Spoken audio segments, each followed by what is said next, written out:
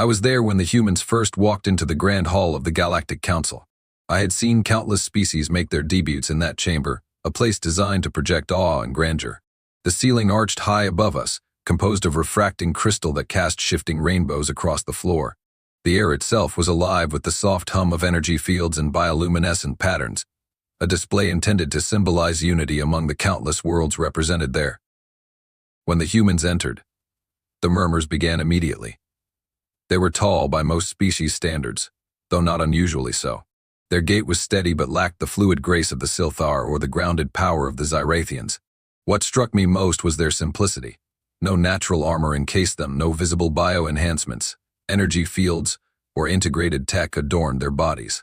Their clothes, made of some synthetic fiber, seemed laughably insufficient for even minor physical threats. Yet they walked with a peculiar confidence, as if none of that mattered. They didn't approach the Grand Hall like most newcomers. Other species had a tendency to display their strength, showcasing their advanced weaponry, technology, or evolved defenses in an effort to impress the Council. The humans brought no such displays. They entered quietly without fanfare and took their place in the section reserved for observer species. I leaned toward the delegate beside me, a Thalthis whose energy-shielded carapace shimmered with faint orange light. "They seem underwhelming, don't they?" I whispered. The Thalthis flicked one of their sensory tendrils dismissively. Soft skins. Not long for the galactic stage, I'd wager, probably relying on their technology. But I had seen their ships when they arrived simple and functional, lacking the elegant design of Silthar craft or the biomechanical brilliance of the Keylocks. If the humans were relying on technology, it wasn't the kind that made an impression. When their representative, Ambassador Thorn, rose to speak, the murmuring died down. It wasn't due to any commanding presence. Thorn's voice was calm, steady, but unremarkable in volume or tone. Yet something about the way they carried themselves made the room fall silent. "We are here to observe," Thorn said simply. "That's all." The simplicity of the statement sent a ripple through the room. Observer species usually came with long-winded speeches about their aspirations or their gratitude for being included. Some begged for alliances, others flaunted their strengths, but no one had ever said they were merely here to watch. The Zyrathian delegate, their crystalline form pulsing faintly in amusement, spoke up. "Observe? You've come all this way just to watch?" "Yes," Thorn replied. "For now." There was no arrogance in their tone, no defensiveness. Just a statement of fact. The Council dismissed them after that, as they always did with species they deemed unremarkable. But I watched the humans carefully as they resumed their seats. Their stillness wasn't passivity. It was the patience of predators waiting for the right moment to strike. The first refusal came quietly, almost unnoticed amid the endless debates of the Galactic Council.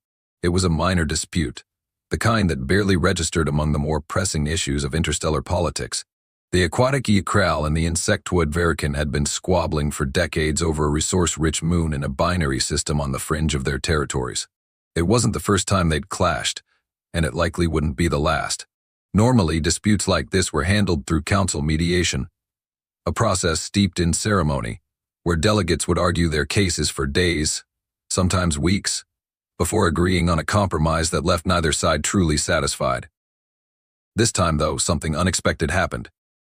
When the humans were invited to observe the mediation process, the council's intention was clear: include the newcomers, let them see the delicate machinery of galactic diplomacy at work, and perhaps impress upon them the value of peaceful resolution. It was a token invitation, one extended to observer species as a gesture of inclusion, not because anyone expected them to contribute. But instead of attending, the humans declined. Their message was short and unadorned, delivered in text rather than the multi-sensory displays preferred by most species. "We don't do that," it read. At first, the council thought it was a misunderstanding. The Silthar mediator, whose translucent body glowed softly with shifting hues, reached out to clarify. "What exactly do you mean by don't do that?" they asked, their voice radiating a practiced calm. The human representative, Ambassador Thorn, didn't seem flustered by the question. "We don't mediate disputes that don't involve us directly," they explained. "If the Ykral and the Verican can't work this out themselves, they can fight for it. We're not interested in sitting around while they argue over a rock." The reaction in the council chamber was immediate and incredulous. The Ikril delegate, a shimmering mass of gelatinous membranes, quivered with indignation. Fight for it. That's barbaric. Mediation is the foundation of interstellar peace. Then mediate, Thorne said, their tone maddeningly indifferent. You don't need us for that. The Varikan delegate, a towering insectoid with chitinous armor that gleamed under the chamber's lights, clicked its mandibles in what might have been agreement. Perhaps the humans have a point. Mediation wastes time. Direct confrontation is more decisive. That only stoked the council's outrage. The Silthar mediator's glow shifted to a sharp red, a sign of rising agitation. The Galactic Council exists to prevent such confrontations. Humans, you've been granted the privilege of observing our processes to learn from them. Your refusal to participate undermines the very principles we stand for. Thorne didn't flinch. Your principles are yours, not ours. We're here to observe, not interfere. And with that, the humans removed themselves from the discussion entirely. The incident was officially recorded as a misunderstanding, though privately it sparked whispers of concern. A species that refused to engage in the most fundamental aspect of galactic cooperation. It was unprecedented. To some, it was a sign of arrogance. To others, a warning. As for the humans, they returned to their quiet observation, unbothered by the storm they'd left behind. The incident that changed everything began like so many others before it, with the Ixakari Empire announcing yet another conquest. The Ixakari were infamous throughout the galaxy, a warlike race of crustacean-like beings encased in dense bioceramic armor. Their aggression was legendary, and their conquests were a matter of routine. This time, their target was the Lithari, a fragile, ethereal species of glass-bodied beings who relied on the Galactic Council for protection. The Council's response was predictably slow. Resolutions were drafted, debated, and amended. Calls for a peacekeeping coalition went unanswered as member species bickered over logistics, resources, and risks. Meanwhile, the Ixakari forces advanced with ruthless efficiency, their war fleets carving a path through Lithari space. Pleas for aid poured into the council chambers, but action seemed as distant as ever. Then, the humans acted. They didn't consult the council, didn't wait for approval or support. Without warning, a single human vessel appeared in Ixakari space. It was not an impressive ship by galactic standards, an angular, utilitarian craft that lacked the elegance of Silthar energy webs or the organic fluidity of Kelok's bioships. The human's broadcast was brief and direct, delivered in a monotone that seemed almost dismissive. Seize your attack. Withdraw from Lithari territory immediately. The Ixakari High Warlord, a being as arrogant as he was powerful, was amused by the demand. The idea that a lone human ship could pose any threat to his fleet was laughable. He responded with mockery, broadcasting a message of his own to the entire sector. The soft skins dare to challenge us. We will crush you as we have crushed the Lithari. And then he opened fire. The Ixakari's war fleet unleashed a barrage of plasma, missiles, and kinetic projectiles, a display of overwhelming firepower that could have vaporized a small moon. To everyone watching, the outcome seemed certain. The human ship would be obliterated in seconds. But it wasn't. When the dust cleared, the human vessel was still there, hovering calmly amidst the wreckage of the first wave of Ixakari projectiles. Its shields, if that's what they were, had absorbed the assault without so much as a flicker. The humans responded with a single shot. What happened next was hard to describe. The Ixakari fleet didn't explode in the conventional sense. It seemed to disintegrate, the massive warships crumbling into dust as if their molecular bonds had been unraveled. It wasn't just destruction, it was obliteration, precise and absolute. The High Warlord, stunned and defiant, tried to rally his remaining forces, but it was too late. In less than 10 minutes, the Ixakari fleet was gone, and their invasion was over. The council convened an emergency session as news of the incident spread. The chamber was filled with a mix of awe, terror, and outrage. Delegates demanded answers, accusing the humans of recklessness, aggression, and a blatant disregard for council protocols. The humans, as always, were calm. Ambassador Thorne addressed the council with the same measured tone they always used. You weren't going to act, they said simply. We did. The simplicity of the statement was chilling. It wasn't defiance or arrogance, it was the voice of a species that had seen enough in action to know when words wouldn't suffice. The aftermath of the Ixakari incident sent shockwaves through the Galactic Council. Species that had once dismissed the humans as insignificant were now scrambling to reassess their assumptions. The humans' actions had shattered more than a war fleet. They had broken the Council's illusion of control. The Grand Hall became a hive of panic and speculation. Delegates whispered in hushed tones about the sheer power the humans had demonstrated. The obliteration of the Ixikari fleet was unlike anything the galaxy had ever seen.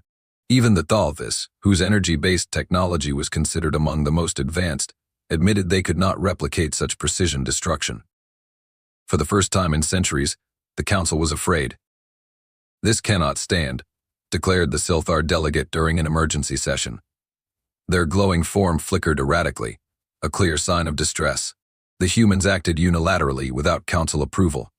"They've undermined everything we stand for: cooperation, diplomacy, balance." "They saved the Lithari," countered the Zyrathian ambassador, their crystalline body pulsing with uncertainty.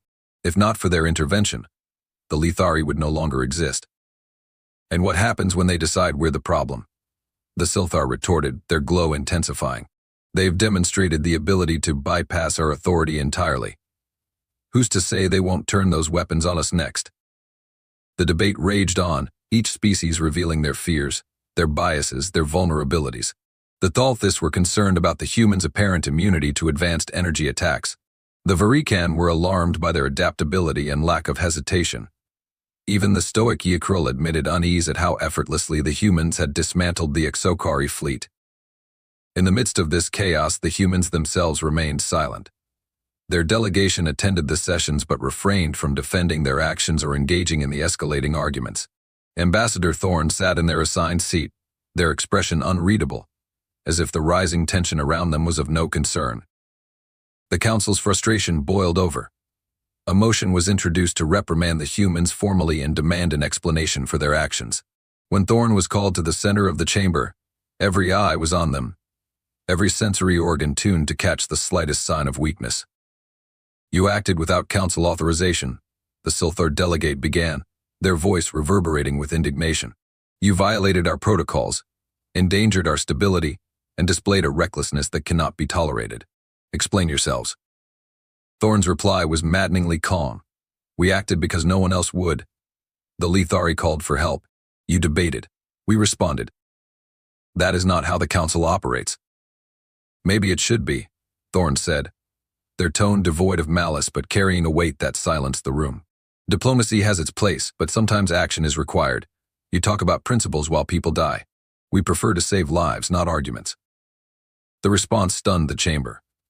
For all their outrage, no one could deny the truth in Thorne's words. The Council had failed to act, and the humans had succeeded where they had faltered. But this clarity brought no comfort. Instead, it deepened the Council's unease. For the first time in its long history, the Galactic Council was confronted with a species that didn't need its approval, a species that was willing to bypass its authority entirely. The humans weren't just a new player on the galactic stage, they were a challenge to the very foundations of the Council itself, and no one knew what to do about it. Fearing what the humans might do next, the Council devised what they claimed was an olive branch, a series of joint military exercises designed to foster cooperation. Behind closed doors, however, the real purpose of the exercises was clear: to assess the humans' capabilities and determine just how much of a threat they posed. Official invitations were sent to the humans and other member species, carefully worded to emphasize the spirit of unity and shared learning. Most of the Council members expected the humans to decline, given their apparent disdain for Council processes. But to everyone's surprise, the humans accepted without hesitation. The exercises were set on an uninhabited moon in neutral space, a barren wasteland of rock and craters that provided the perfect setting for simulated combat scenarios. Fleets from 5 Council species arrived, each fielding their best soldiers and most advanced war machines. The Silthar deployed their shimmering energy web drones, delicate yet deadly. The Zyrathians brought their crystalline infantry, impervious to most conventional weaponry. The Varikans sent massive armored beasts bred for battle, each carrying squads of insectoid soldiers. And then there were the humans. When their ship landed, the delegates watched with a mix of curiosity and skepticism. Instead of an army or a fleet, the humans disembarked with just 12 individuals. 12. No tanks, no war mechs, no drones. Just a handful of humans in what appeared to be basic, lightweight armor, armed with weapons that looked laughably primitive compared to the energy cannons and plasma rifles of their counterparts. Whispers rippled through the assembled forces. "They must be joking," the Silthar delegate said, their bioluminescent glow flickering in disbelief. 12 soldiers? Against entire battalions? "They're testing us," a Varikhan officer hissed, trying to provoke us. The exercises began with a standard capture and hold scenario.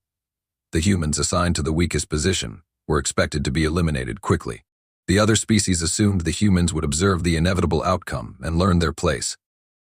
What happened instead was chaos. The humans didn't fight like anyone expected. While the other forces relied on overwhelming firepower and calculated strategies, the humans moved with terrifying efficiency. They used the terrain to their advantage, disappearing into craters and rocky outcroppings before launching precise, devastating attacks. The Silthar drones were shredded by bullets that moved faster than their energy webs could react to. The Zyrathian infantry, thought to be impervious, fell to explosives that shattered their crystalline forms. The Varikhan's armored beasts, massive and imposing, were brought down by concentrated fire to weak points the humans identified within minutes. It wasn't just their weapons. It was the way they fought. Each human operated independently yet seamlessly, adapting to every move their opponents made. When one was injured, they didn't retreat, they fought harder. Their resilience was uncanny, almost unnatural. By the end of the exercise, the humans stood alone, victorious. 12 against thousands. The council delegates were silent, their disbelief palpable. The humans hadn't just won, they had dismantled the exercise entirely, exposing weaknesses in the forces of every participating species. When questioned, Ambassador Thorne offered no apologies. "We were told to participate," they said simply. "We did." The council had wanted to test the humans, and they had received their answer. It was an answer that would haunt them for a long time. The fallout from the joint exercises was immediate and explosive. The Galactic Council, once a bastion of carefully maintained order, found itself in chaos. Every species in attendance returned to their respective governments with alarming reports. The humans weren't just powerful. They were something entirely different, a force that defied the galaxy's understanding of warfare, resilience, and coordination. Whispers of conspiracy began circulating in the council chambers. How could a species so seemingly unremarkable, without natural armor or the advanced technology of other civilizations, possess such overwhelming combat capabilities? Accusations flew. Some suggested that the humans had hidden alliances with ancient forgotten powers. Others speculated they had uncovered lost technologies from a precursor civilization. But the truth was far simpler and far more unsettling.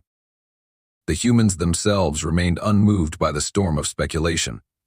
Their delegation, led as always by Ambassador Thorne, continued to attend council sessions with the same stoic indifference.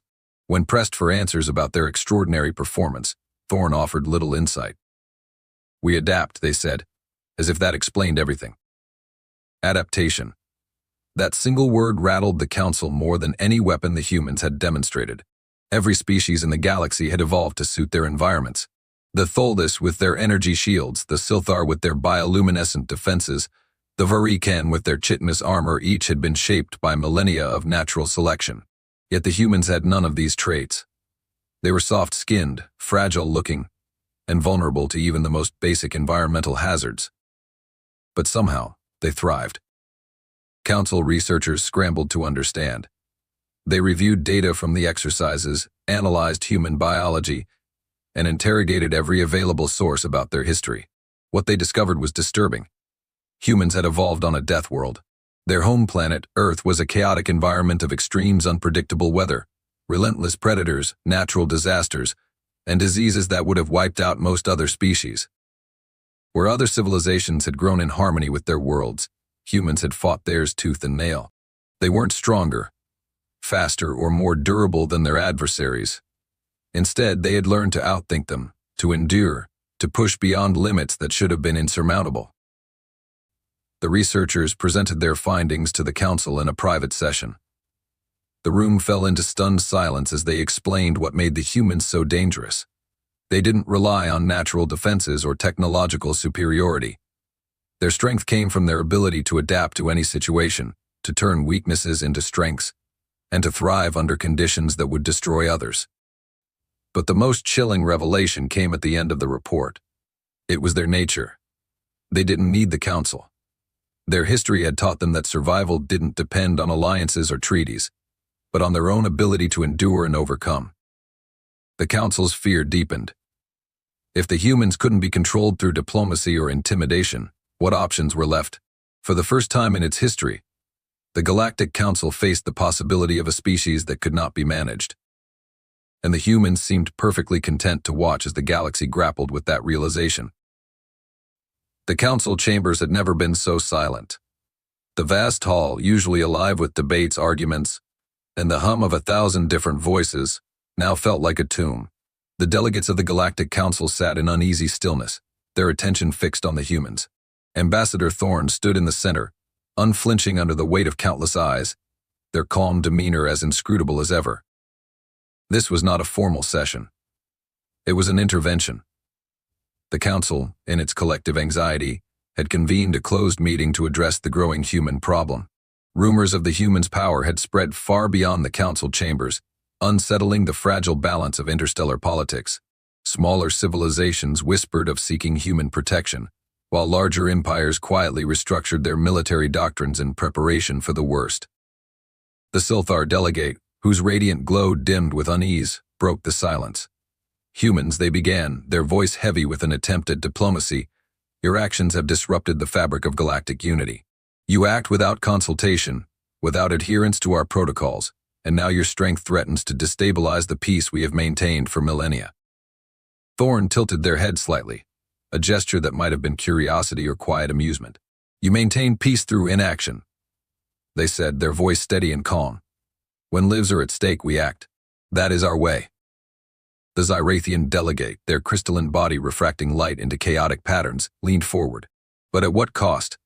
Your intervention in the Ixikari conflict, your performance in the exercises, these actions sow fear and distrust among the council. Peace cannot be built on fear. Thorne's eyes swept across the room, meeting the gazes of each delegate in turn. Peace built on inaction isn't peace. It's complacency. The Lithari would be extinct if we had waited for your debates to conclude. Do you call that unity? The chamber erupted into murmurs, but none dared to challenge the truth of the statement. It was the Tholthis delegate who finally voiced what the others had been too afraid to say. Their energy-shielded form crackled with tension as they spoke. What do you want, humans? What is your goal? Power? Dominion? If you reject our ways, why remain among us at all? Thorne's response was immediate, and it cut through the room like a blade. We don't want power. We don't need dominion. We're here because the galaxy is broken, and we refuse to stand by and watch it fall apart. The statement left the council stunned. For all their fear of the humans, they had never considered that their motives might be so simple. We don't want to rule, Thorne continued. We don't want to destroy. But we will not stand idle while others suffer. If that makes us a threat to your peace, then perhaps it's your peace that needs to change. The room descended into silence once more. The council, so accustomed to its own authority, had no response. The humans were an anomaly, a species that neither sought approval nor required validation. They operated by their own rules, and the galaxy was beginning to understand that those rules were unyielding. As Thorne returned to their seat, the delegates exchanged uneasy glances. The humans had not declared war, nor had they made demands, but their presence alone was enough to shake the foundations of the galaxy's oldest institution. The session ended without resolution. The council disbanded, its members retreating to their respective worlds to ponder the implications of what they had heard. The humans, meanwhile, remained as they always had, watching, waiting, and quietly preparing for whatever came next. For the first time in its long history, the Galactic Council faced an uncertain future, and the humans, indomitable and enigmatic, were at the heart of it all.